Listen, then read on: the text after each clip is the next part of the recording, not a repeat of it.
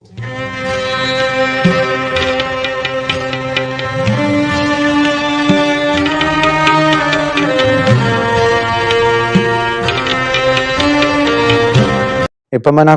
නෙවෙයි සමහර අයට විටින් විට මරණින් මත්තේ මිනිසු ඉපදෙන තැන් අහන්න ලැබුණාට පස්සේ ඒ අනුසාරයෙන් ඇතිවන යම්කිසි විචිකිච්ඡා තියෙනවනම් ඒවා දුරු කර ගැනීම පිණිස උපකාරක අතිශයින් මధుර මනෝහර දහම්පරයයක් තමයි අද මේ ධර්ම දේශනාවෙන් ඔබට ඉගෙන ගන්න ලැබෙන්නේ. සාවධානව අහගෙන ඉන්න මේ ධර්ම දේශනාව සියලු දෙනාගේම ජීවිත සුවපත් කරන ධමයක්. මේ දහම්පරයයෙන් කාටවත් මගහැරිලා යන්න බෑ. බුද්ධ ශාසනයේ පිහිටක් හොයන කෙනෙක් නම් මේ දහම්පරයයෙන් මගහරින්න බෑ. මේ දහම්පරයය අපගේ හිතට යන්න ගොඩක් බලපාපු හේතුවක් තියෙනවා. මිනිසුන් අහන ප්‍රශ්න. කොයි වගේ ප්‍රශ්නද? ළඟදීන් එක්තරා පුතෙක් අපෙන් ඇහුවා ඒ පුතාගේ පියතුමා මිය පරලෝ ගිහිල්ලා. නමුත් මේ මරණින් මත්තේ ඉපදිලා තියෙන්නේ යම්කිසි භූතාත්මයක් වගේ.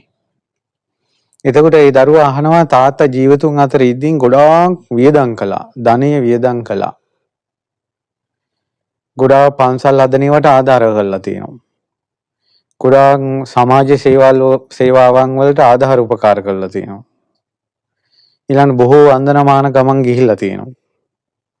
ඉතින් එහෙම වෙලා කොහොමද මරණින් මත්තේ මේ වාගේ නරක තැනක ඉපදුනේ කියලා එයා මහනවා. මොකද ඒ භූතාත්මේ මේ දරුවත් එක්ක කතා බහ කරලා. ඉතින් ඒ නිසා යාට තවක් කෙනෙක් කිව්වේ කන්නම් යාට සැක හිතේ තාත්තා ගැන. නමුත් Tamandම ඇහිච්ච දැකිච්ච නිසා එයාට අවසානයේ තාත්තා ඉපදුන තැන ගැන සැකයක් නැහැ. නමුත් සැකයක් ඇති වුණා කරපු පින්කම් වලට මොකද උනේ කියලා. ඇත්තටම එයා දැනගත යුතු කරුණක්මයි දැනගන්න ඇහුවේ. විසඳාගත යුතු ප්‍රශ්නයක්මයි විසඳා ගන්න ඇහුවේ. ඉතින් මෙතනදී ප්‍රශ්නේ වෙන්නේ ඔබ කාටත් මං හිතනවා බහුතරයකට ඇති වෙන ගැටලුවක් ඕක. කෙනෙක් මරණින් මත්තේ හොඳ තැනක යන්න එයා ජීවතුන් අතර ඉද්දින් බුද්ධ ශාසනය වෙනුවෙන් හෝ සමාජ සේවා වෙනුවෙන් වියදම් කරපු ගාන ගැන සැලකිලිමත් වෙනවා. අන්න එතන තමයි වැරදුනේ. සියල්ල දන්නා වූ සියල්ල දක්නා වූ ලෞතර බුදුරජාණන් වහන්සේ පින කියලා වදාළේ සල්ලි වලට නෙවෙයි. පින කියලා වදාළේ සල්ලි වලට නෙවෙයි.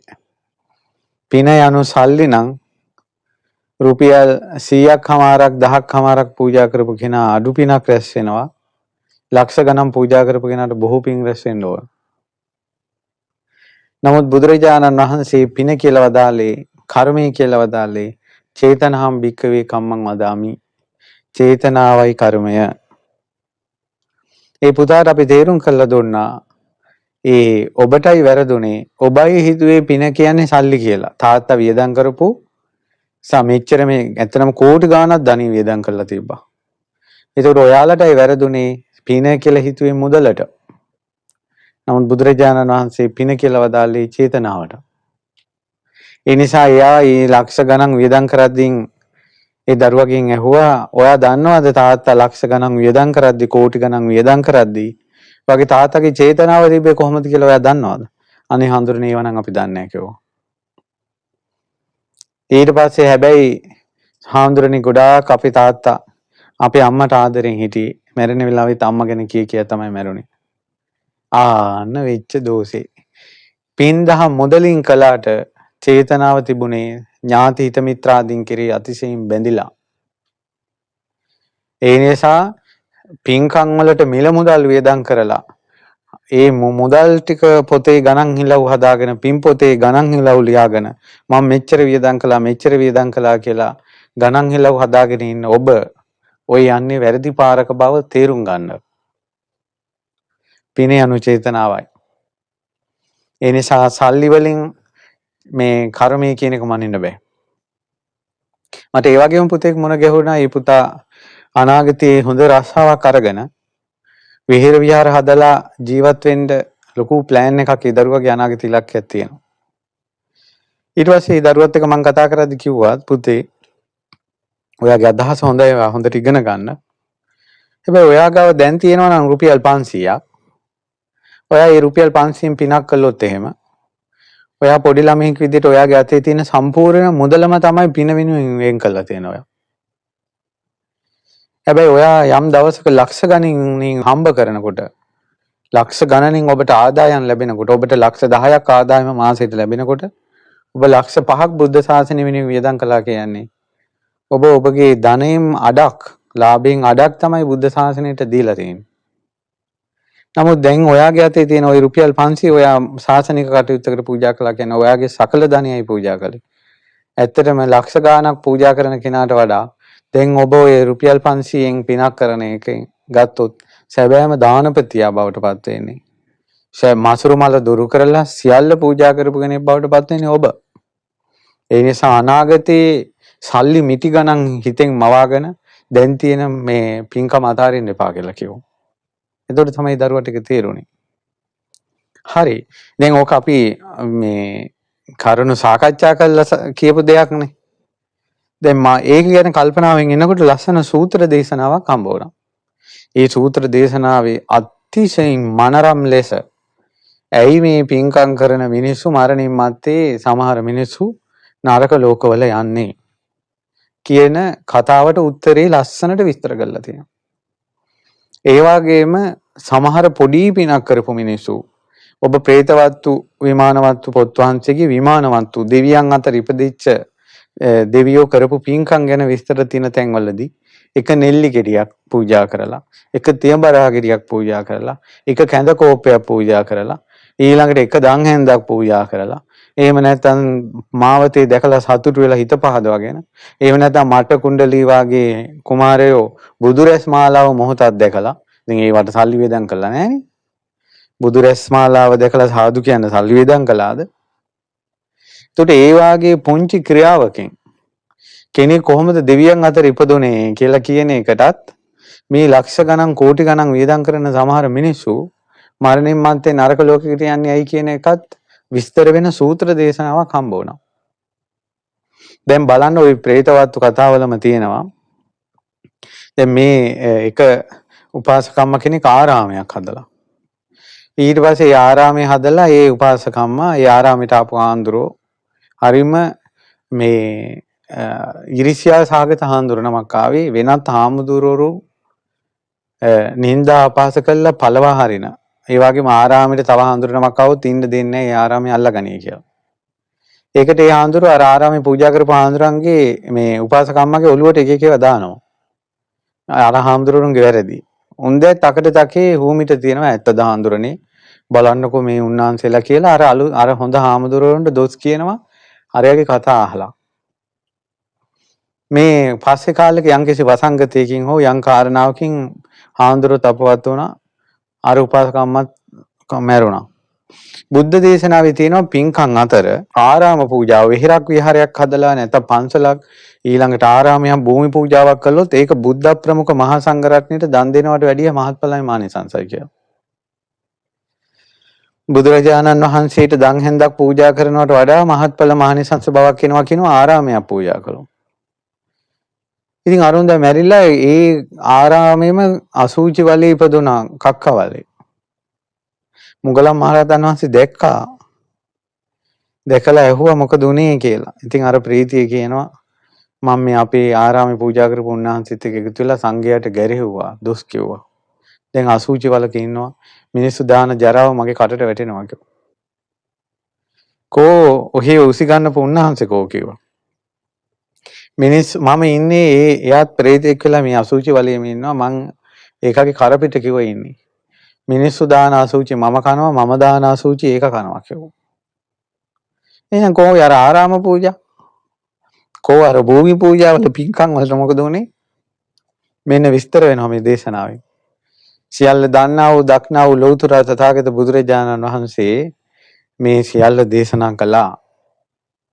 බුදුරජාණන් වහන්සේගේ පැත්තේ දෝෂයක් කියන එක අල්ප මාත්‍රයක නැහැ. ධර්මයේ දෝෂයක් අල්ප මාත්‍රයක නැහැ. පින්කම් වල අල්ප මාත්‍රයක දෝෂයක් නැහැ. තම තමන් මේවා තේරුම් ගන්න එකේ ස්වභාවය අනුවයි මේ ප්‍රශ්න හටගන්නේ. ඉතින් අපි ඔච්චර අටුවා ටිකක් නතර කරලා මේ අපි ගියොත් එහෙම දේශනාවට බුද්ධ දේශනාවට මජ්ක්‍ධිම නිකායේ මේ දේශනාව තියෙන්නේ වත්ූපම සූත්‍රය. මේ දේශනාවේ නම වත්ූපම සූත්‍රයේ මජ්ක්‍ධිම නිකායේ තියෙන්නේ. වස්ත්‍රයක් උපමා කරගෙන වදාළ දේශනාව. එකල අපගේ ශාස්ත්‍රෝන් වහන්සේ සවැත් නුවර ජේතවනාරාමයේ වැඩ සිටියේ. ඉතින් සංඝයා අමතා වදාලා බුදුරජාණන් වහන්සේ සංඝයාගෙන් අහනවා පින්වත් මහණෙනි මොකද්ද මේ ගැන හිතන්නේ? සියයතාපි භික්ඛවේ වත්තං සංකිලිට්ඨං මලග්ග හිතං තමේනං රජකෝ යස්මින් රංගජාතේ උපසංහරේය යදි නීලකාය යදි පීතකාය යදි ලෝහිතකාය යදි මංජේට්ඨකාය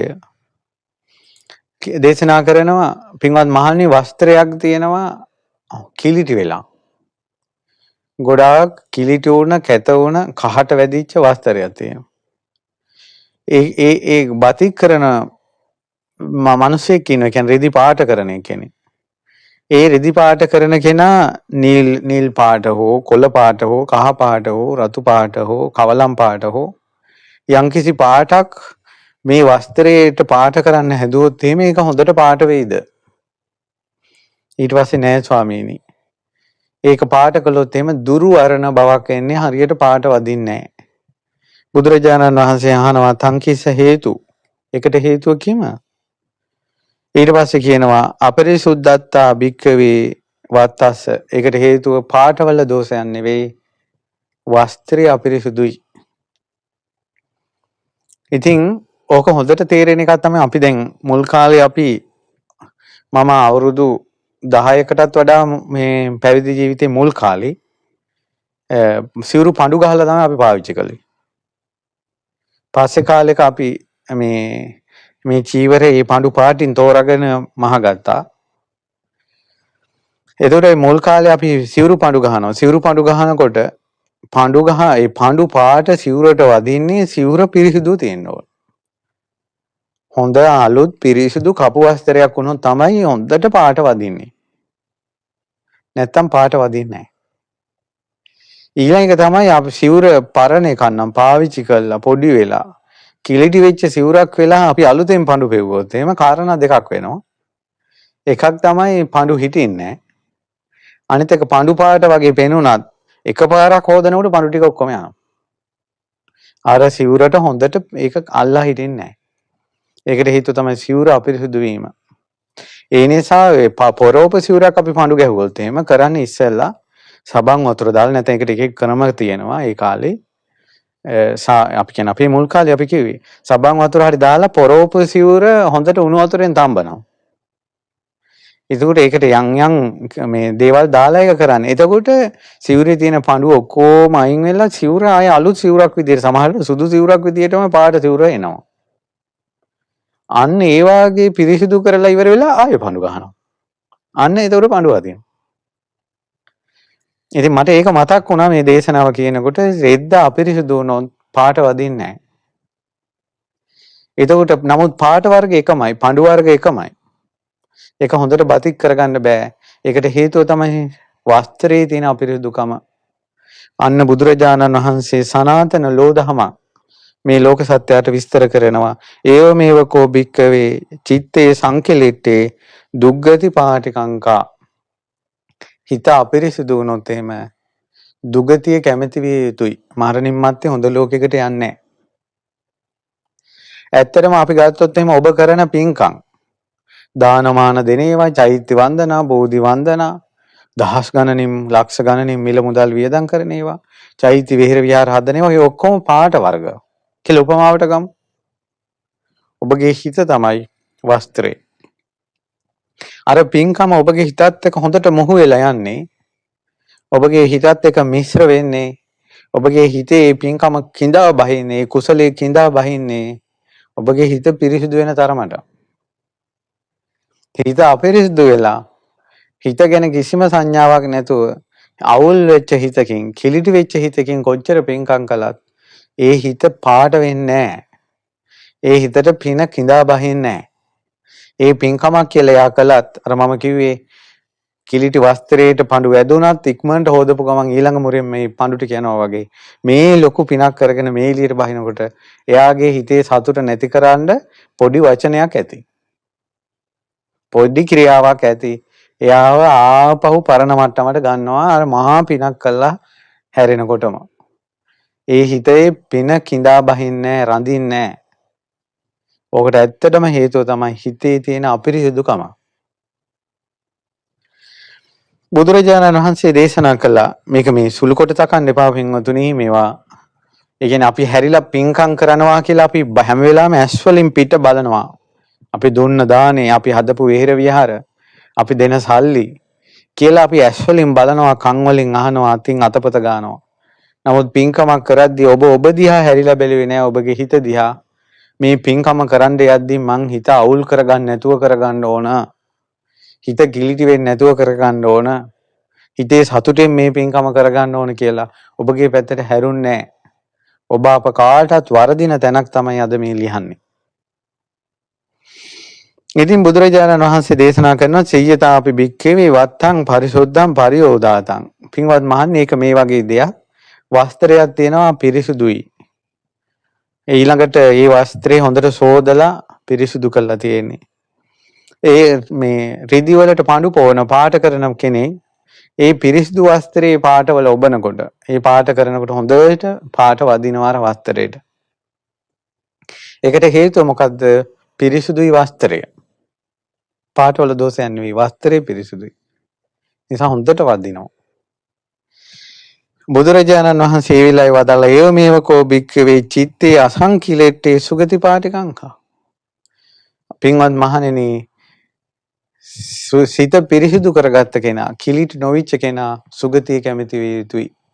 මරණින් මත්තේ හොඳ ලෝකයකට යනවා හිත සුද්ධ මනුස්සයා. හිතේ කහටක් නැති මනුස්සයා. හිත පිරිසිදු නැති මනුස්සයා. ඔන්න කාරණාව. හිතයි පිරිසිදු කරගන්න ඕනන්නේ. හිතයි සුද්ධ කරගන්න ඕන. හිතේ තියෙන කහට ටිකයි නැති කරගත යුත්තේ. වෙනත් දේශනාවක ඔබට මතකද මෙහෙම තියෙනවා. චේතෝ පසාද හේතුහි සත්තා ගච්ඡanti සුගති. හිත ප්‍රසාදයටපත් වීම, හිත පහන් වීම මුල් කරගෙන සත්වයා මරණින් මත්තේ සුගතිය උපදිනවා කියලා. ඒ නිසා පින්කමක් මරණින් මත්තේ සුගතියේ හෝ නිවන හෝ කැමැති කෙනෙක් පින් දහම් කරද්දී, කුසල් දහම් කරද්දී හැරිලා බලන්න Taman දිහා මං හිතේ කහටකින්ද මේක කරන්නේ, හිත සුද්ධ කරගෙනද මේක කරන්නේ. ඒ නිසා තමන් පින් දහම් කුසල් දහම් කරද්දී තමන්ගේ හිත සුද්ධ වීම මුල් කරගෙන කරන එකටයි චිත්තාලංකාරයේ පිණිස පින්කම් කරනවා කියලා කියන්නේ. දානයක් උනත් දෙද්දි තමන්ගේ හිත සුද්ධ වෙන්න නම් දෙන්නේ දාණය. මසුරු මල දුරු කරන්න නම් අන්නේ දානේ විපාක මහත්ඵලයි. ඉතින් බුදුරජාණන් වහන්සේ දේශනා කරනවා දැන් මෙහෙම හිතන්නකෝ. දැන් ওই ප්‍රශ්නේ අපිටත් තියෙනවනේ. අපේ ගම් වල ගත්තත් ඔබ අහන දකින්න ලෝකෙ ගත්තත් සමහරලාට මැරිලා මිනිස්සු හොඳ ලෝකවලට ගියා කියලා හොදුවාවකුත් නැහැ. ඉතින් මරණින් මත්තේ යන මිනිස්සු නරක ලෝකවලට යන්නේ කියලා කොහොමදත් ඔය කිව්වේ නැති උනාට මිනිසුන්ට දැනෙනවා. නමුත් ওই මිනිස්සු ජීවිතුන් අතර ඉදින් දාන දුන්නා. වන්දනමාන ගමන් බිමන් ගියා. ඊළඟට විහෙර පන්සල් හදන්න ආධාර උපකාර කළා. එතකොට මේ මිනිස්සුගේ පින්කම් වලට මොකද උනේ? ඒ කරපු පින්කම් ආයෙ සිහි කරගන්න ඒක පාට වගේ, තීන්ත වගේ. නමුත් මේ මිනිස්සුගේ හිත තිබ්බේ කිලිටි වෙලා.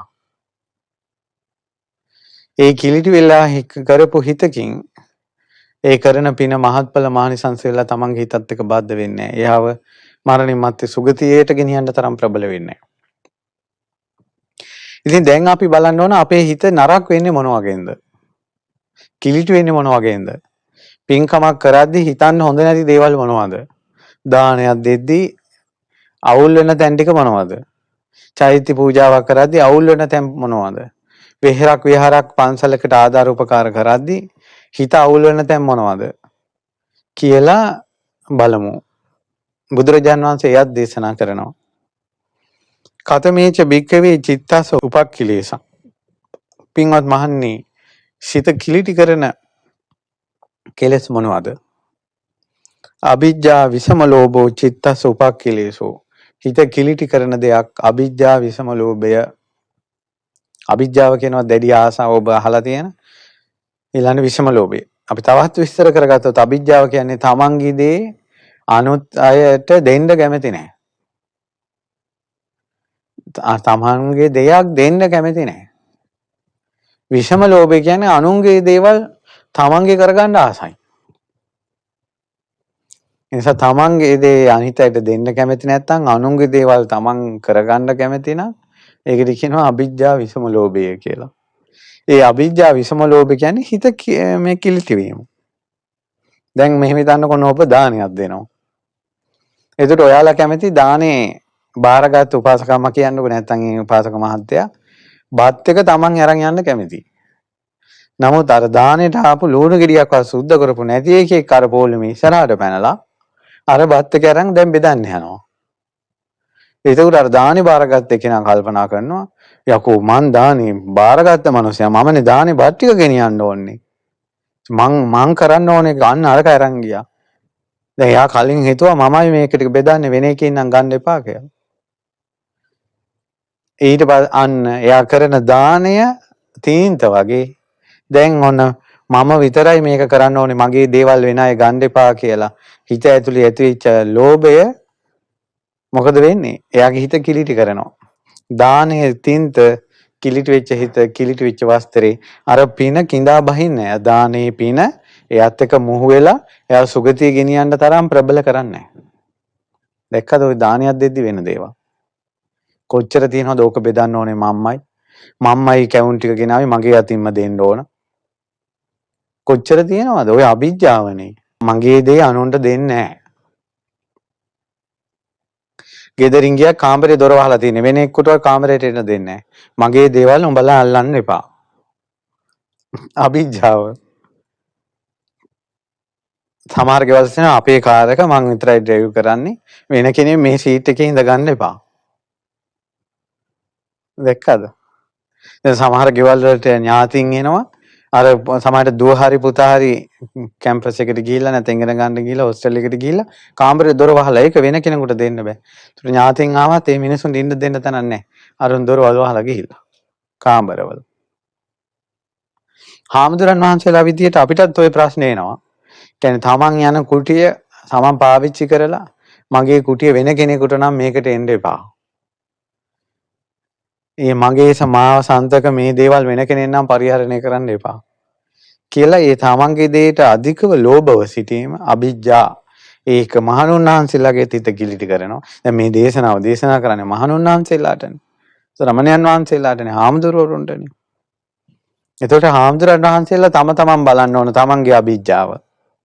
ගිහි මිනිස්සු විදිහට ඔයාලා බලන්න ඕන ඔයාලගේ අවිජ්ජාව. ඒ කියන්නේ තමන්ගේ දේවල් අනුන් පරිහරණය කරන්න එපා. මගේව දෙන්නේ නැහැ. ඊළඟ එක තමයි විෂම ලෝභය. විෂම ලෝභය කියන්නේ අනුන්ගේ දේවල් තමන් මට තියෙනවා නම් අම්මෝ අර වාගේ ඉඩමක් මට තියෙනවා නම් ඔය වාගේ වාහනයක් මට තියෙනවා නම් කියලා මේක ඇතුලේ අවුලක් හැදෙනවා. ඔය වගේ නෝන කෙනෙක් මට හිටියානම් ඔය වගේ දරුවෝ මට හිටියානම් විෂම ලෝභය. තමන්ගේ දේවල් වලට ලෝභකමක් ඇති වෙනවා. ඒක අධික වුණාම ඒකට කියනවා අවිජ්ජාව කියලා. අනුන්ගේ වටත් ආසයි. විෂම ලෝභය. අවිජ්ජා විෂම ලෝභය. ඒතර අවිජ්ජා විෂම ලෝභය කියන්නේ දැන් මේකේ තියෙන පුරස්නේ බලන්නකෝ. අවිජ්ජා විෂම ලෝභය කියන අපි කවුරුත් තුලක් තියෙනවානේ. නමුත් මේක වචනෙන් විග්‍රහ කරගන්න තමන්ට කෙලෙසේ පේන්නේ නැහනේ. හිත ඇතුලේ කෙලෙසේ පේන්නේ නැහැ අපිට. කෙලෙසයන් දකින්න වෙනම ඥානයක් පහළ වෙන්න ඕනේ. ඒකට තමයි ප්‍රඥාව කියන්නේ සම්මා දිට්ඨිය. සම්මා දිට්ඨියෙන් තමයි කෙලෙස් දිහා බලන්න පුළුවන්. නුවණින්. කෙලෙස් පේන භාවයට කියන නම තමයි නුවණ කියන එක. නුවණ තියෙන කෙනාට තමයි තමන්ගේ කෙලෙස් පේන්නේ.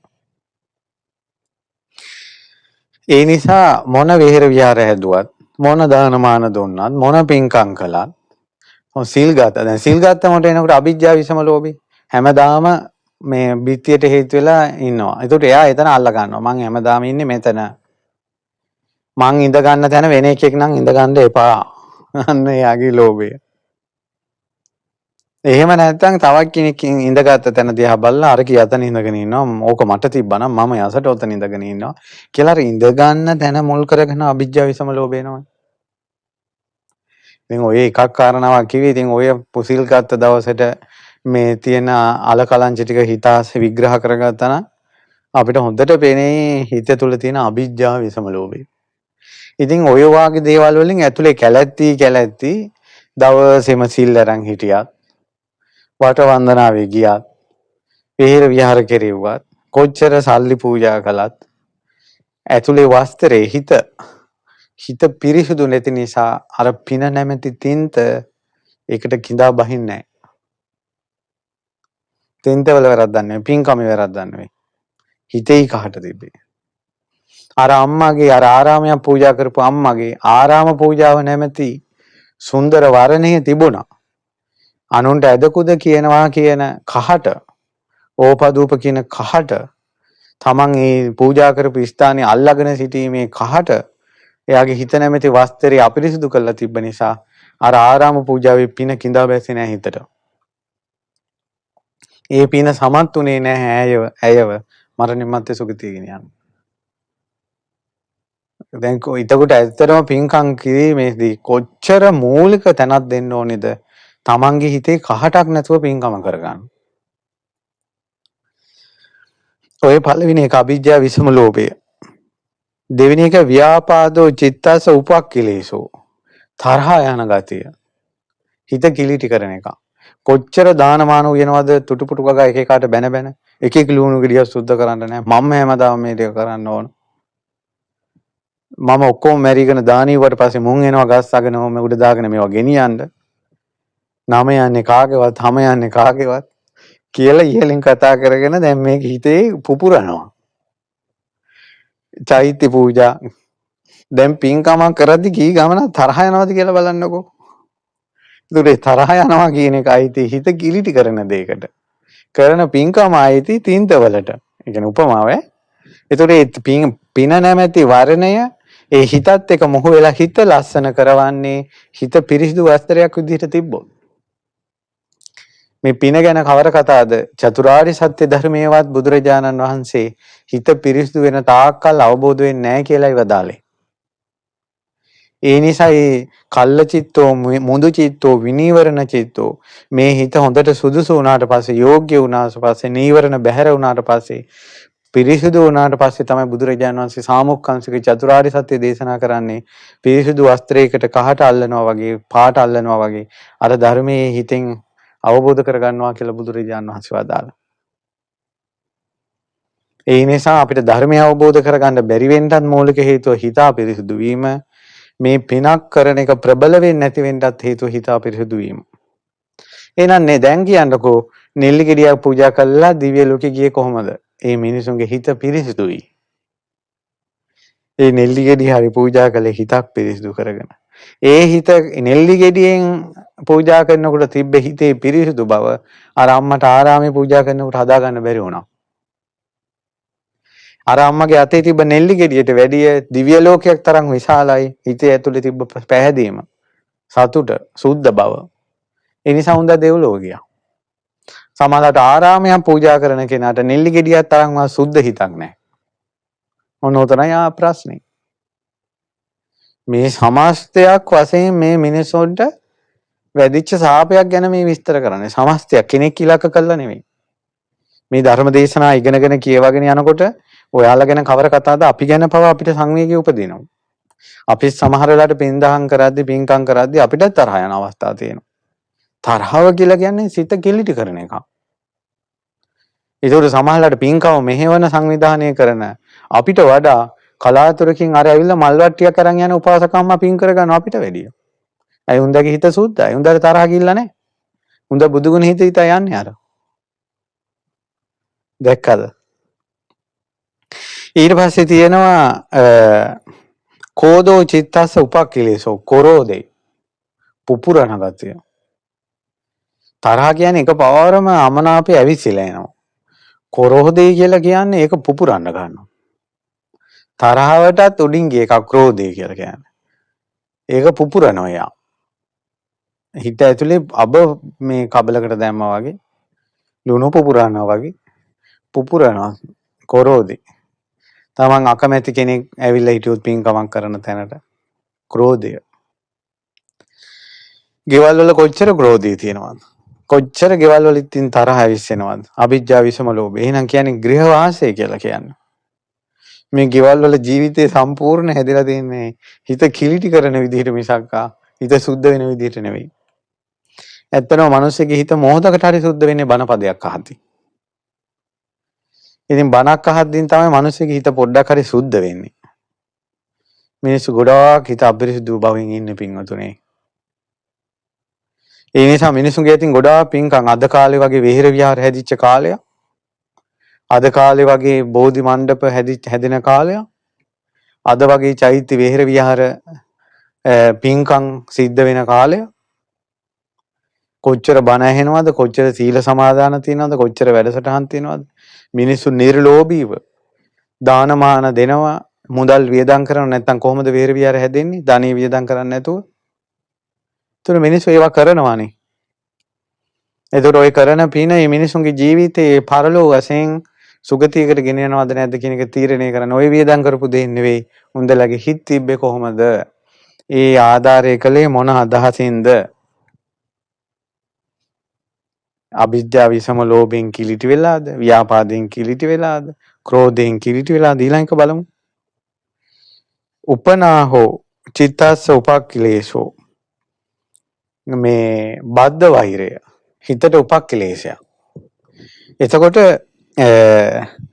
බද්ධ වෛරය කියන්නේ ඒ වෛරය අත්හරින්නේ නැහැ. ඒක පළපදියම් කරගෙන හිතේ තියාගෙන දැන් අර මේ ඒකත් අර කල්පවතින දැන් ක්‍රෝධ ව්‍යාපාදයෙන් තමයි ඔක පටන් ගන්න තරහ ඇති වෙනවා. ඒක පුපුර ඉන්නවා. ඒක ක්‍රෝධේ දිගටම අරන් යනවා ඒක. ඒක හිතෙන් අයින් කරන්න බෑ. පරණ කෝන්තර හිතේ තියාගෙන ඉන්න. පලිගන්න බලාගෙන ඉන්න. බද්ධ වෛරය. ඔය වගේ ඕවාකට නම් ප්ලෑන් කරන්නේ ඕවා නම් හිතේ තියෙන්නේ. උන්දලත් පින්කම් කරනවා තමයි. හිත කිලිටි. නිසා කවුරුත් මලගෙදරක ಗುಣ කතාව කරන අය ඔක්කොම බාහිරින් කරපු දේවල් කියනවා මිසක් හිතක් ගැන කියන්න පුළුවන් කවුද ඉන්නේ? හිතක් දැන් මැරිච්ච කෙනා පින්කම් කරද්දි ජීවත් වෙද්දි හිත කොහොමද පැවැත්වුවේ කියලා අපි කවුද දන්නේ? ඇත්තටම මේ තමන්ගේ ජීවිතේ තමන්ගේම රිසල්ට් එක 100% නිවැරදිව තමන්ම එනවා මරණින් මත්තේ. මරණය තමයි විභාගය. මරණය තමයි විභාගය. ඊට පස්සේ තියෙනවා ඔය අපි උපනාය ගැන කතා කළේ මක්ඛෝ චිත්තස්ස උපක්ඛිලේසෝ ගුණමකුකම. ගුණමකුකම කියන්නේ ගුණය මකලා දානවා. අනුන්ගේ ගුණ ඉවසන්න බෑ. තවත් වර්ණනාවක් කෙනෙකුට ඒක කපලා දානවා. කෙනෙක්ගේ දක්ෂතාවයක් කෙනෙකුට කපලා දානවා. ඔව් ඉතින් ඕක නම් එහෙම තමයි. නමුත් උන් කලින් කරපු දේවල් කියලා පරණ දේවල් අරගෙන අර මිනිස්යාගේ ගුණ කඳ මේ විනාශ කරලා දානවා. ගුණමකුයි. ඒ ගුණමකුකම සමාජයේ කොච්චර පැතිරෙනවද කියනවනම් බුදුරජාණන් වහන්සේ වර්ණනා කරනවට කැමති නෑනේ. බුදු කෙනෙක් මේ ලෝකේ බුදුරජාණන් වහන්සේ පහළ වෙනකොට ආශ්චර්ය අద్భుත කාරණා සිද්ධ වුණා. එතරම් තමන්ට බුදුරජාණන් වහන්සේගේ බුදු ගුණ පිරු දසපාරමිතා ධර්මයන් ගැන කල්පනා කළොත් ඒ සිදුවක් කුමාරයා ඉපදෙනකොට මහ පොළොවේ මිහි මණ්ඩල දෙබෑ කරගෙන පියුම් මත උනා කිව්වොත් මතු නොඋනා කිව්වොත් පුදුමයි. මතු උනා කියන එක නෙවෙයි. බුදුරජාණන් වහන්සේට ඌර්ණ රෝම ධාතුව තියෙනවා. බුදුරජාණන් වහන්සේට දෙතිස් මහා පුරුෂ ලක්ෂණ තියෙනවා කියනකොට ඒක ඉවස ගන්න බැරුව නලියනවනේ. බුදු කෙනෙක්ගේත් ගුණ නැසනවා. දහමේ ගුණ නැසනවා. මහරහතුන්ගේ ගුණ නැසනවා. ඒ මිනිසුන්ට මේ සමාජයේ මිනිස්සෙගේ කීර්ති ප්‍රශංසා යනකොට ඒව නැසලා නිന്ദා අපහාස අවලාද පතුරවනවා කියන එක ඒ මිනිසුන්ට කජ්ජක් නෙවෙයි. ඕන් නොදැනගෙන හිටියට අනුන්ගේ ගුණ මකන එකට එකෙන් තමන්ගේ හිත කිලිටි වෙනවා. එයාලා පින්කම් කළාට හිතත් එක්ක බද්ධ වෙන්නේ නැහැ. ඒ පින්කම යා මරණින් මත්තේ සුගති උපද්දවන්න තරම් ප්‍රබල වෙන්නේ නැහැ. පින්කමේ දෝෂේ නෙවෙයි හිත කිලිටි වුණා. ගුණ මකු කමින් අනුන්ගේ ගුණ මකලා දානවා. ගමේ ගොඩේ මොකවත් නැති මිනිස්සයාගේ ඉඳලා ওই ಗುಣමකුකම් තියෙනවා. කොල්ලෙක් ඉගෙන ගන්නකොට මෙහි ඉඳලා කියනවා උන් කලින් අපේ ගෙවල් වල පොල් කඩපු අය. අපේ ගෙවල් වල වැඩ කරපු උන් දැන් ওই ගියාට ওই රස්සාවල් ගත්තට ಗುಣමකුකම්. අර රස්සාවක් කරන් මේ මිනිස්සයා හොඳට ඉන්නවා කියන ගුණේ මකනවා උන් කලින් දාසකම් කළා කියන අගුණේ අරගෙන. ඒක Tamanට දිරවන්නේ නැහැ ඒ ಗುಣ කියන එක අනුන්ගේ. ಗುಣ මකුවේ. ඊට පස්සේ තියෙනවා මක්කෝ චිත්තසුපක්ඛිලේසෝ පලාසෝ. පලාස කියලා කියන්නේ එකට එක කිරීම. එකට එක කිරීම. උඹ මෙහෙම කළා නම් මමත් මෙහෙම කරනවා. එකට එක කිරීම කියන එක මේ හිත කිලිටි කරන දෙයක්. ඒ නිසා ඔය කඩන පින්කම් කාලේ පින්කම් චෛත්‍ය පූජා එක එක පින්කම් වලදී එතනත් බලන්න ඔබගේ හිත පිරිසිදු වීම පිණිස දේ පින්කම කරන්නේ නැත්නම් උඹලා කළා උඹලටත් වැඩිය හොඳට මං කරනවා කියන මේ පලාසේ යුගග්‍රහය එකට එක කිරීම මුල් කරගෙනද එකට එක කිරීම පොඩි කාලේ ඉඳලා ළමයිගේ ජීවිත කිලිටි කරන දෙයක් ඔය එකට එක කිරීම පොඩි උන්ගේ තියෙනවා උඹ පාට ගැහුවා නම් මමත් ගහනවා අම්මලාත් පුරුදු කරනවා ළමයා බිම වැටුනොත් එහෙම ළමයා වඩාගෙන මගේ කොල්ලා ඇයි වැටෙවි කියලා කෝටුවක් කරන් බිමට ගහනවා දැකලානේ අපේ කොල්ලට ගැහුවා නම් උඹටත් ගහනවා එකට එක කිරීම උඹ මට මෙහෙම කිව්වා නම් මමත් කියනවා උඹ මට රිටර්න් එක දුන්නා නම් මමත් උඹට රිටර්න් එක දෙනවා කියලා ඒ සෑම දෙයක්ම හිත කිලිටි කරනවා ඉතින් ඒ වාගේ හිත අපිරිසුදු වෙනවා ඉතින් ඒ වාගේ කෙනෙක් පින් දහම් කුසල දහම් කරන්න පෙළඹෙනවා. හිතත් එක බද්ධ වෙන්නේ නැහැ. හේතුව අර කිලිටින් හිත අපිරිසුදු වෙච්ච නිසා. දැන් සුගතිය යනවා කියන එකවත් ලේසිද කියලා පොඩ්ඩක් බලන්නකෝ. ඊට පස්සේ තියෙනවා සාටේ අමච්චරියං චිත්තස්ස උපක්ඛිලේසෝ. මච්චරියං කියලා කියන්නේ. දැන් මේවා පොතකවල් ලියා ගන්න වටිනවා පින්වතුනි. මේ පිනක් දහමක් කරද්දී මේ පින බාල කරන දේවල් මසුරුකම කියන්නේ Taman සන්තක දේ අනුන් පරිහරණය කරනවට කැමති නැහැ මසුරුකම එතකොට අපි ආරාමයේ හැදුවේ මේ ආරාමයට වෙන මිනිස්සු එන්න එපා අපි අකමැති අය එන්න එපා අර Taman සන්තකයි ඒක අනිත්‍යයි පරිහරණය කරන්න එපා ඔය මසුරුකම වැඩි වුණාමනේ බාහිරවාත්ම ලැබෙන්නේ පන්සල් හදපු වේර විහාර හදපු මිනිස්සුම බාහිරවාත්ම වල ඉන්නවනේ ඒතුව තමන්ම හදලා ඉස්සරත් රජ කාලෙත් හදපු අය ඉන්නවා. ඒවම අල්ලගෙන වෙන අය නම් එන්න එපා කියලා. ඔය මහා පනාද රජුරන්ගේ මාලිගාව ගංගානම් ගඟෙන් උඩට මතු කරලා ගන්නකොට මේ වතුර ආසේ තිබ්බ මාලිගාව ඒකේ කැස්බෑයෝ දියබරි ඊබ්බෝ මාළුවෝ ඒක ආසේ පීන ඉන්නවා කියනවනේ ඒ කාලේ මාලිගාවේ වැඩ කරපු අය අපේ මාලිගාව කියලා. අපි සන්තක දී නැසෙනවා කියලා. මා සන්තක දී නැසෙනවා කියලා. මසුරුකම. තුසිතේ යන්න හිටපු හාමුදුරුවෝ නමක් බණ භාවනා කරලා අක්කා පූජා කරපු සිවුර ඔළුව ළඟ තියාගෙන මේක නම් නියම සිවුරක් වෙන කාටවත් දෙන්නේ නැහැ මම්මයි පොරවන්නේ කලාතුරකින් හොඳ සිවුරක් හම්බුනේ කියලා. හිතා ඒකට මසුරුකමෙන් ඉඳලා මැරිලා ඒකෙම කාවෙක් වෙලා ඉපදුනා. හාමුදුරුවරු ඒ සිවුර අතපොත ගන්නකොට මාසන්තක දේ ගන්නවා කියලා කාව සිවුර උඩ යනවා. ඒ කාව අර ඈත කුටියක සිවුරේ එහෙම යනකොට මාසන්තක දේ ගන්නවා කියලා කියපු කතාව ගන්ධ කුටියට බුදුරජාණන් වහන්සේගේ දිව්‍ය ශ්‍රවණයට ඇහුණානේ. පණිවිඩය පිටක් කළා අපවත් වුණ භික්ෂුවගේ සිවුර අල්ලන්න එපා කවුරුවත් කියලා. දවස් 7ක්. 7 වෙනි දවසේ කාවා මැරිලා තුසිතේ ඉපදුනා. තුසිතේ ඉපදෙන්න පින තිබ්බ හාමුදුරුවෝ කාවෙක් කළානේ සිවුරට තිබ්බ ආසාවට මාසන්තක දේ කවුරුත් ගන්න එපා කියලා. එහෙමනම් තුසිතේ ඉපදෙන්න පින් තිබ්බ හාමුදුරන්ට එහෙම වුණා නම් මේ පින්කම් කරලා දිව්‍ය ලෝකවල යන්න පින් තියෙන මේ ඔබට මේ මසුරුකම් කියන එක හානියක් කරනවාමයි. ඒ නිසා මේ හිත කියන එක සුද්ධ කරගන්න. ඕකයි මේ සිංහලෙන් කියන්නේ. පව් මේ මිනිස්සු පින්කම් කරනවා. දන් දෙනවා. අත් හරිනවා. ඒ වුණාට කොහේ හරි පටලැවිල්ලක ඔළුව මේ තියාගෙන අවුල් වෙලා තමයි ඔළුවෙන් එන්නේ. ඕන්න පුරස්නේ. මාසුරුකම කියලා කියන්නේ තමන් සාන්තක දේවල් අනිත් අය පරිහරණය කරනවට කැමති නැහැ. යාතන අවිජ්ජා කියන්නේ මගේ දේවල් කවුරුත් ගන්න එපා කියලා ලෝභකමින් ඉන්නවා. මාසුරුකම කියලා කියන්නේ තමන්ගේ දේවල් අනිත් අය පරිහරණය කරනකොට හූලන්න බෑ යාට ඒක. එයා සම්පූර්ණයෙන් අවුල් යනවා. මගේ දේ ගත්තා කියලා. ඊට පස්සේ සාටේය කියන්නේ කපටිකම. විස්තර කරන්න ඕනේ නැහැ නේ කපටිකම කියන එක. සාටේය. දැන් සම්පූර්ණයෙන්ම දැන් අන්දරේ ගැන ඉහළින් ලොකුවට මිනිස්සු කතා කළාට තන්නේ කර තියෙන්නේ ඉතින් කපටිකමනේ. කපටිකමයි බොරුවයි. ඒතර පුංචි කාලේ ඉඳලා ළමයින්ගේ ජීවිතේට වීරයෙක් විදිහට ගේන්නේ කපටිකමයි බොරුවයි. එතකොට ඒ ළමයි නොවන විදිහට හිතන්නේ කපටිකමයි බොරුවයි. ප්‍රඥාව විදිහට හිතන්නේ කපටිකමයි බොරුවයි. ඒ වුණාට ලෞතර බුදුරජාණන් වහන්සේ වදාළේ එය සිත කිලිටි කරන දෙයක්. එය දුගතියගේ මරණින් මත්තේ නරක ලෝකයකට යන දෙයක්. එනිසා අන්දරේ මුළු ජීවිත කාලෙම රැස් කළේ සුගතිය යන කර්මද දුගතිය යන කර්මද කියලා ඔබම බලන්න. දේශපාලනය කියනවා කපටිකම් නැතුව මේක කරගෙන යන්න බෑ කියලා. එන දේශපාලනේ වනාහි සුගතියට යන කර්ම රැස් වෙන තැනද දුගතියට යන කර්ම රැස් වෙන තැනද? තම තමන්ම බලන්න. මේ ලේසි නෑ හිතක් පිරිසිදු කරන එක.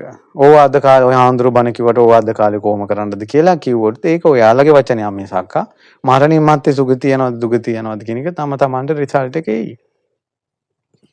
ඊට පස්සේ තියෙනවා ඒ අපි කතා කළේ මච්චරියන් සාටියන් කියන කපටික මායා කියන්නේ මායාව වංචාව මායා කපටිකම් ඒ ඔක්කොම උපක්ලේශ තම්බෝ කියන්නේ දැඩි බව දැඩි අය අදහස් වෙනස් කරන්නේ නැහැ නම්මේ සීලේ නෑ යා දැඩි අදහස් වල ඉන්නවා ඔය සමහර තාත්තලා මුණ ගැහිලා තියෙනවා අම්මලා මුණ ගැහිලා තියෙනවා දැඩි අදහසේ දරුවෝ හික්මවන්න යනවා දැඩි අදහසක ඉන්නවා ඒතර බලාගෙන මධ්‍යස්ථ කෙනෙකුට පේනවා මේ තාත්තා මේ අම්මා අදහස් වලින් දැඩි කියලා නම්මේ සීලේ නෑ කියලා ඒ මොහොතේ පරිවර්තනය වෙන්නේ නැහැ මෙයාලා කියලා ඒ තමන්ගේ දැඩි අදහස් දැඩි ගතිය අර මෝල් ගස් ගිල්ලා වගේ ඉන්න එක නැවෙන්නේ නැති ගතිය හිත අපිරිසිදු කරන දෙයක් මරණින් මත්තේ දුගතිය යන දෙයක් ඊට පස්සේ මතක තියාගන්න මරණින් මත්තේ සුගතිය දුගතිය යන්නේ පින්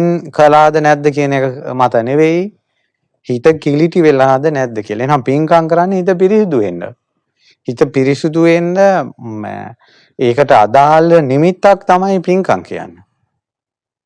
හිත පිරිසිදු බණහන්නේ හිත පිරිසිදු කරගන්න. දන් දෙන්නේ හිත පිරිසිදු කරගන්න. සමාජ සේවී කියන්නේ හිත පිරිසිදු කරගන්න. මිනිසුන් උදව් කරන්නේ හිත පිරිසිදු කරගන්න. වට වන්දනාව යන්නේ හිත පිරිසිදු කරගන්න. නමුත් හිත අපිරිසිදු කරගන්නේ ඔවා කරද්දී. ඒක තමන්ගේ දෝෂයක්. ඊළඟට තියෙනවා සාරම්භය කියලා කියන්නේ තම්බේ කියන්නේ දැඩි බව. සාරම්භය කියන එකත් අර එකට එක කරනවා වගේ කෙලෙසයක්. මේවා ඉතින් ඇත්තටම වෙනම විග්‍රහ කරලා කතා කළ යුතු ස්වභාවයක් මේ වගේ තියෙන්නේ. මානෝ කියලා කියන එක දන්නවනේ මානෙ, අතිමානය, සීයමාන, සදිසමාන, හීනමාන. මාන්නේ උඩකුකම හිත කිලිටි කරනවා. ඊළඟට අතිමානෝ දැඩි මානය. මදෝ ආරෝග්‍ය මදය, යෞවන මදය, ජීවන මදය. පමාදෝ චිත්තස් උපක්ඛලේසු ප්‍රමාදී බව කල් දානවා. යහපතට කරන්න ඕන දේවල් කල් දානවා. හරි ප්‍රමාදයි. දැන් ඔය ළමා ලපටි මේ අලුත් තාක්ෂණයට අහුවෙලා ඊළඟට අසත්පුරුෂ යහළු යෙහෙලියන් සමග කල් ගත කරන සියල්ලයි ඉති ප්‍රමාදයටනේ. ඉතින් අද මැරුණොත් එහෙම මනුස්ස ලෝකේ කරගන්න තියෙන දේවල් ටික ඉවරයිනේ. ඉතින් ඔන්න වෙලාවේ හැටියට ඔය කෙලෙස් ටික කිව්වේ ඔන්න ඔය විදියට හිත කෙලෙසිලා ඉතින් කොච්චර පින්කම් කළත් ඒ පින ප්‍රබල වෙන්නේ නැහැ. යා සුගතියක් කරා ගෙනියන්න තරම්. ඉතින් ලෞතර බුදුරජාණන් වහන්සේ දේශනා කරනවා යම්කිසි කෙනෙක් නුවණින් යුතුව මේ කෙලෙස් දුරු කර හිටියොත් එහෙම ඒ දුර වෙලා හිත ඒ වගේ කෙලෙස් වල බැහැරිලා නම් අන්න ඒ හිතට හොඳට බුද්ධං සරණං ගච්ඡාමි කියන එක පිහිටනවා කිව්වා. බුදු සරණ හොඳට පිහිටනවා කිව්වා. මේ දේශනාවේ තියෙනවා. එයාට හොඳට හිත පහදිනවා කිව්වා. මාගේ බුදුරජාණන් වහන්සේ අරහං වනසේක සම්මා සම්බුද්ධ වනසේක කියලා. බුදු ගුණ හොඳට හිතේ පිහිටනවා කිව්වා ස්මරණය කරන්න පුළුවන්. දහම් ගුණ ස්මරණය කරන්න පුළුවන්, සංඝ ගුණ ස්මරණය කරන්න පුළුවන්. ඒතකොට තමන්ගේ අඩුපාඩුත් හදාගෙන මෙයා තමන් තුළ තියෙන පැහැදීම තුනුරුවන් සරණ සිහි කරනකොට බුද්ධානුස්සති, ධම්මානුස්සති, සංඝානුස්සති හොඳට සමාධිය වැඩෙනවා කියනවා. ඒ වැඩෙන සමාධියෙන් එහෙම තමන්ගේ තියෙන සිල්වත් සංවරකම පෙරටු කරගෙන එයා මෛත්‍රී භාවනාදී භාවනා සිද්ධ කරනවා කියනවා. තවත් හිත පිරිසිදු වෙනවා කියනවා. ඒ පිරිසිදු හිතට එයා තේරුම් ගන්නවා මීට වැඩිය ශාන්තියක් තියෙනවා. අමාමහ නිවන කියලා. දුක්ඛත්, සමුදයත්, නිරෝධයත් මාර්ගයක් කියන චතුරාර්ය සත්‍ය හිතෙන් අවබෝධ කරනවා කියලා කියනවා. එයා මේ සසර දුකෙන් නිදහස් වෙනවා කියලා බුදුරජාණන් වහන්සේ මේ වත්තුපම සූත්‍රයේ දේශනා කොට වදාලා. මම මේ වෙලාවේ හැටියට ওই විස්තර කළේ සූත්‍රය බලන්න මජ්ක්‍ධිම නිකායේ. දැන් බලන්න සුගතිය දුගතිය ගැන කියන්න පටන් ගත්තේ නිවනින් අවසන් වුණේ. ඒ නිසා දිව්‍ය මරුණට පස්සේ හොඳ ලෝකයකට යන්නත් නරක ලෝකයකට යන්නත් හිත පිරිසුදුයිද නැද්ද කියන එක බලපානවා. නිවන් දකින්නත් හිත පිරිසුදුයිද නැද්ද කියන එක බලපානවා. නිසා පින්කම් කරනවා වගේම තමන්ගේ පැත්තට හැරිලා තමන්ගේ හිතත් පිරිසිදුව හිත සුද්ධ කරගෙනද මේක කරන්නේ කියලා බලන්න. නිසා හිතවල කහට තියාගෙන කෙලෙස් තියාගෙන මැරෙන්න හදන්න එපා. ඒක ඔබට බොහෝ කාලයක් අයහපත පිණිස දුක පිණිස පවතිනවා. නිසා කරන කියන සෑම පින්කමක්ම ඒ තුලින් හිතම පිරිසුදු වේවා. අපේ හිතවල තියෙන උපක්ලේශ දුරු කරගන්න මේ ධර්ම ශ්‍රවණයෙන් ධර්ම දාණයෙන් රැස්වන පින් හේතු වාසනා වේවා කියලා මේ මොහොතේ අපි ප්‍රාර්ථනා කරනවා. සිත ප්‍රාර්ථනා කරනවා. ඉතින් බොහෝ දෙනෙකුට යහපත පිණිස පවතින මේ දහම් අනුශාසනාව පවත්වන්නට යෙදුනේ මිය පරලෝකීය රූපවතී අමරසිංහ ගුරුමෑණියන්ට මීට වසර 7කට පෙර මිය පරලෝකීය එතුමියට පින් අනුමෝදන් කිරීම මුල් කරගෙන සෝමදාස ඉදිරිසිංහ ගුරු පියාණන්ට පින් අනුමෝදන් කිරීම මුල් කරගෙන ඉතින් රැස්ුණ සියලුම පින් සියලු දෙවි දේවතාවෝ අනුමෝදන් වේවා. සියලු දෙවියන් බඹුන්නාගේ මේ පින් අනුමෝදන් වී බුද්ධ ශාසනයත් මේ සියලු දෙනාත් ආරක්ෂා කරත්වා. ඒ වගේම දරුවන් දෙදෙනාත් ඒ වගේම යේලිය මුණුබුරා මේ බෑනනුවන් මුණුබුරා ඇතුළේ සියලු දෙනා එකතුව අම්මට පින් අනුමෝදන් කරනවා රූපවතී අමරසිංහ මෑණියන්ට. ඒ වගේම සෝමදාස ඉදිරිසිංහ ගුරු පියාණන්ට අනුමෝදන් කරනවා. මේ මිය පරලෝකීය දෙපළට මේ පින් අනුමෝදන් වේවා. ඔබ නම් මිය පරලෝකීය කවුරුත් මේ පින් අනුමෝදන් වී පරලෝක සැපයටපත් වේවා කියලා පින් අනුමෝදන් කරනවා. ඊට පස්සේ අපි පින් අනුමෝදන් කරමු පින්වතුනි. අපිට මේ ගෞතම බුද්ධ ශාසනයේ මේ උතුම් ධර්මය අපිට කියවන්න අහන්න සැලසුනේ අපේ ලොකු ස්වාමීන් වහන්සේ නිසා. අපගේ ගුරු දෙවිඳුන් නිදුක් නිරෝගී දීර්ඝායුෂ ලබත්වා. පින්වත් ලොකු ස්වාමීන් වහන්සේ ඇතුළු ගරුතර මහා සංඝරත්නයේ සිල්මෑණිවරු නිවනින්ම සැනසෙත්වා. මේ මහා පින්කම ඉතාම ශ්‍රද්ධාවෙන් සිද්ධ කරන්නේ. මීට සමගාමීව ආසිකා ඉදිරිසිංහ මහත්මිය ඇතුළු පින්වතුන් මේ පින්කමට සමගාමීව අපි ඉදි කරන උතුම් සෑයකට අකුණු සන්නායකයක් පූජා කරන්න සහසම්බන්ධ වෙලා පින් අනුමෝදන් කරනවා සියලු දෙනාට. ඉතින් මේ පින්කමත් මේ මොහොතේ සිහිපත් කරනවා. ඉතින් මේ ධර්ම දානයත් ඒ පින්කනුත් සිද්ධ කරගන්නවා සෝමදාස ඉදිරිසිංහ පියාණන්ට ඒ වගේම රූපවතී අමරසිංහ ගුරුමෑණියන්ට පින් දීම පිණිස ප්‍රීමල් ඉදිරිසිංහ පුතා ආසිකා ඉදිරිසිංහ දියණිය ලක්ෂ්මන් වසන්ත පෙරේරා බෑනා මනෝරි ලියනගේ ලේලිය උදුල පෙරේරා මුණුබුරා දිලීප පෙරේරා මුණුබුරා මේ පවුලේ සියලු දෙනා එකතුව මේ පින්කම් කරගත්තේ. ඒතෝ නිරන්තරයෙන් බොහෝ පින් දහම් රැස් කර ගන්න අය. ඉතින් ඔයාලගේ අතින් කෙරුණ මහා පිනක් අද මේ ධර්ම දානමය වශයෙන් සිද්ධ වුණේ. මේ පින් බලෙන් ඔබත් මේ ධර්මය අහපු සියලු දෙනා සුවපත් වේවා. සියලුම දෙනාට සංසාර දුකෙන් නිදහස් වෙන්නත් ඒ වගේම සිතේ තියෙන උපක්ලේශ දුරු කරගෙන සිත පිරිසිදු කරගන්නත් පරලෝ සුගතිය පිණිසත් නිවන පිණිසත් මේ පින් හේතු වාසනාම වේවා.